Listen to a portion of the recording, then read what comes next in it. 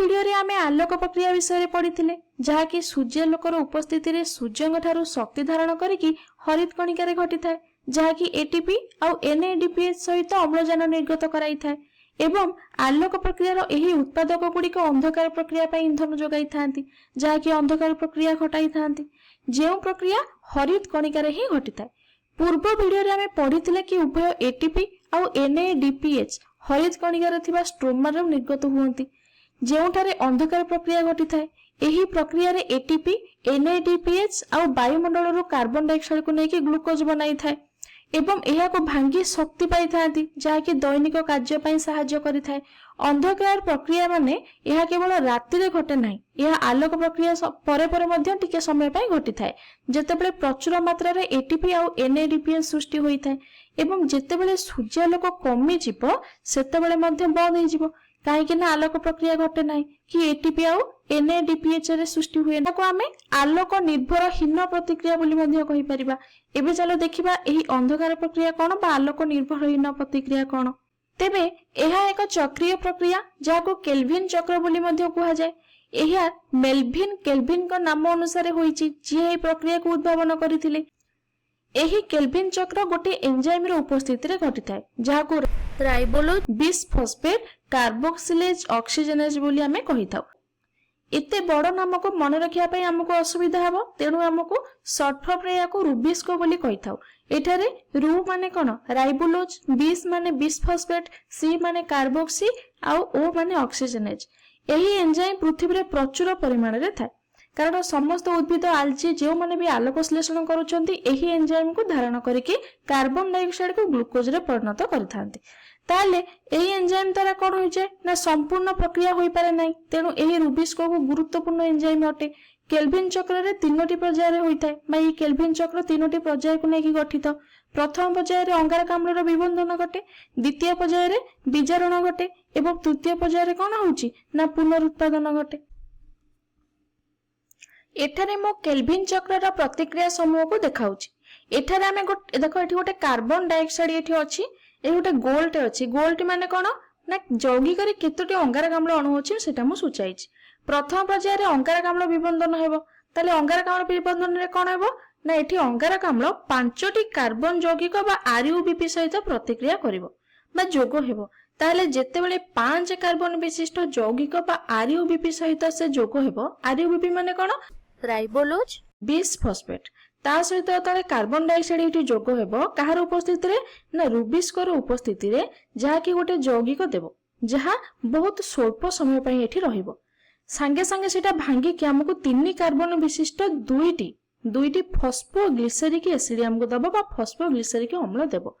तापर पर्याय रे हमर बीजारण घटिबो जहा कि आलोक प्रक्रिया रो मिलिथाय। एठारे एटीपी एडीपी आउ देखो एटी एटीपी कोन हेबो ना भांगी कि एडीपी आउ पीआई दबो बा फॉस्फेट दबो गोटे आउ एनएडीपीएच भांगी कि एनएडीपी प्लस दबो आउ गोटे हाइड्रोजन आयन देबो। एही प्रक्रिया रो किछि इलेक्ट्रॉन मध्य निर्गत हेबो सेगुडी को जाय कि पीजीए बा ग्लिसरिक एसिड बा फॉस्फोग्लिसरिक अम्ल सहित युक्त हेबो एवं 3 कार्बन यौगिक विशिष्ट ग्लिसरल डिहाइड 3 फॉस्फेट बा G3P जाको हमें कहूचे एठारे हमको मिलिबो। ताले एठी हमको कोन मिलिला देखो ए इलेक्ट्रॉन टा जाय कि हमरो या सहित युक्त होई गला एवं ता सहित हमको मिलिला कोन ना ग्लिसरल डिहाइड 3 फॉस्फेट बा G3P हमको मिलिला। किंतु एठी गोटे कथा तुमे देखि पारुथिबो कि एठी कार्बन रो संख्या रे कोनोसी परिवर्तन हैला नै। एठी मध्ये हमको 3 6 टी कार्बन मिलिथिला एठी भी मध्ये हमको 3 6 टी कार्बन हमको मिलिला काहे कि ना ग्लिसरल्डिहाइड 3 फॉस्फेट 3 कार्बन विशिष्ट यौगिक एवं फॉस्फोग्लिसरिक एसिड मध्ये 3 कार्बन विशिष्ट यौगिक अटे। एठारे दुईटी अणु विशिष्ट ए जो ग्लिसरल्डिहाइड 3 फॉस्फेट मिले सेथि मध्यरु गोटे जीव कोन पई ना ग्लूकोज तयार करिवो आ गोटे से राइबोलोज बिसफॉस्फेट सहित मिसिबो ताले एठी कोन हैला ना ग्लूकोज तयार होबा को गोटे गला आ गोटे कोन गला ना आरयूबीपी पई गला जहा को पुनरुत्पादन प्रक्रिया बोली हमें कहि पारुचे।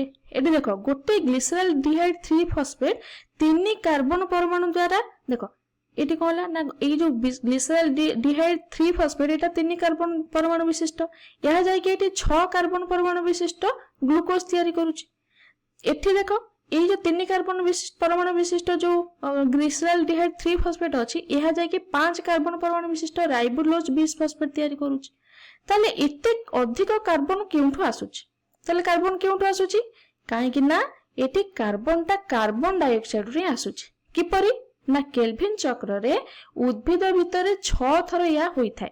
ये जो केल्विन चक्रटा गोटे उद्भिद भितरे 6 थर घटे जहा पई 6CO2 सृष्टि होई थाए।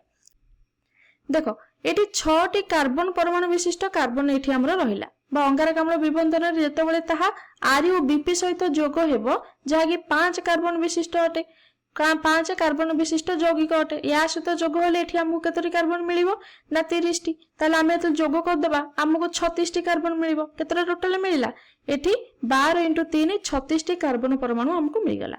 ताले एठी कोन हेबो तापर पजार एठी विजारण घटिबो। विजारण घटिले कोन हेबो आमे पढिले कि विजारण घटिले कार्बन रो संख्या रे कोनोसी परिवर्तन हेबो नै। ताले एठी भी सेई 36 टी रहिबो। ताले एठी 36 टा कार्बन परमाणु रहिला। तापर हम एठी जानि से कोन ना 2टी G3P गोटिए ग्लूकोज तयारी करिवो काहेकि ना ग्लूकोज 6 कार्बन परमाणु विशिष्ट और G3P 3 कार्बन परमाणु विशिष्ट। तेनु 2टी G3P जाय कि एठी जो ग्लूकोज तयारी कला बा 6S12O6 तयारी कला। ताले एबे एटारे 6टी कार्बन आमे काढी देबा आ रहिला 30 टी कार्बन 6टा काढी देला पर 30 टी रहिला जहा कि 6 अणु विशिष्ट RUBP तयारी करिवो हैला। ताले एठी कोन हला ना RUBP तयारी होई गेला। एठारे आमे 30 टी कार्बन परमाणु विशिष्ट RUBP रु आरंभ करिथिले एबे जाय कि सेही RUBP रे ही पहुंची गले। ता माने एठी कोन हला ना पुनरुत्पादन करके आमे शेष कले। तेनु एहा एक समतुलित केल्विन चक्र अटे जेउठी 6 अणु विशिष्ट कार्बन डाइऑक्साइड 6 अणु विशिष्ट RUBP सहित जोग होई कि 12 फॉस्फोग्लिसरिक एसिड बा अम्ल देला जहा कि विजारित होला। विजारण घटी के कोन हला ना 12 अणु विशिष्ट ग्लिसरल्डिहाइड 3 फॉस्फेट देला जेउथरो 2टी अणु जाय कि गोटे ग्लूकोज तयारी करले आ अवशिष्ट जहा थिले से जाय कि कोन करले ना ग्लिसरल्डिहाइड 3 फॉस्फेट बा 6 अणु विशिष्ट RUBP को पुनरुत्पादन करले। शेष रे 30 टी कार्बन परमाणु मिलिला जहा हमकु 6 RUBP अणु देला। एहा ही हेउची केल्विन चक्र बा केल्विन चक्र प्रतिक्रिया बोली कहि परिबा। एही प्रक्रिया रे हमकु ग्लूकोज मिलि थाए। एही ग्लूकोज सुक्रोज आकार रे गठित होई कि रहि थाए जहा मध्ये 2टी शर्करा रु तयारी थाए। जति पे हम याकू ग्लूकोज को बेले बेले पॉलीसैकेराइड बा बहु शर्करा विशिष्ट यौगिक आकार रे मध्ये एटा रहि थाए। उदाहरण कोन ना स्टार्च एवं विभिन्न अंश रे यह गठित होई कि रहे जेपरि कि आलू रो ट्यूब बा जो गजा अंश रे थाए मूल रे थाए एवं जते बेले दरकार आमे याकू सरल ग्लूकोज को परिवर्तित करके व्यवहार करि परिबा।